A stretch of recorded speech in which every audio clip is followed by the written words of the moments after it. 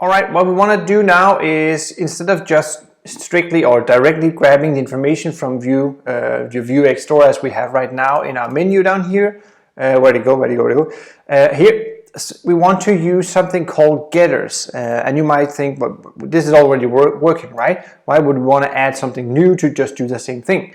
Because if we do it like this with the states, and for example, if we wanted to add a filter to this the basket item we put in, so kind of like if you want to use a currency at the end of the text or something like this, then you would have to create another computed property inside this component here, right? And add the filter in here and apply the filter to this basket.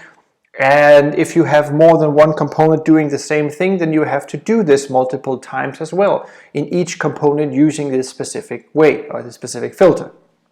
Now, if you're using getters, you can actually set up the logic inside your store, so adding the filters in here and through the getters, and then applying the filters throughout the application and to all the components that are going to use this. Now this is kind of what's happening. So this is our component and actions and mutation, and right now we're just taking from the state here, we're just taking the data and then grabbing it up to this one here. Now we want to use a getter to get the data only and then present the data we want.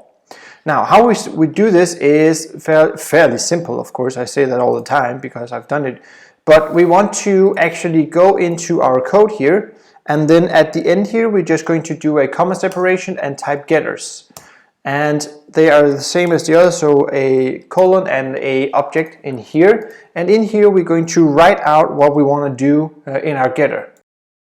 Set this up. So inside the getter here we're going to assign a name, so we can call this later on, and just like up here, and not just like up here, but similar to this one, we're going to call something get basket items in this case.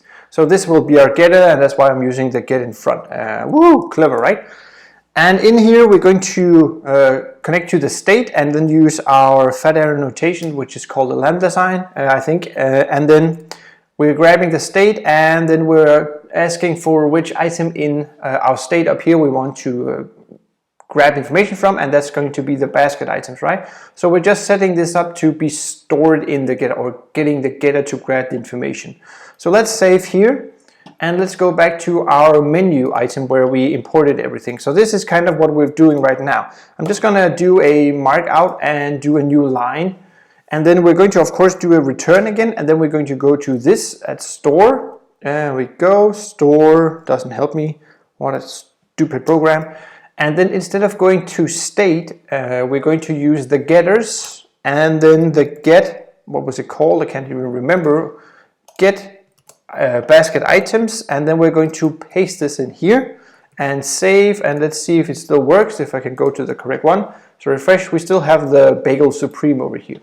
So that's setting up getters instead. And again, in here, instead of having to, for example, do the logic in the component, we can set up filters to this one if we wanted to have sort of specific filters or whatever you want to use. So we can, what I want to say is we can add the logic into the store, our single source of truth, instead of having to divide them out into the components.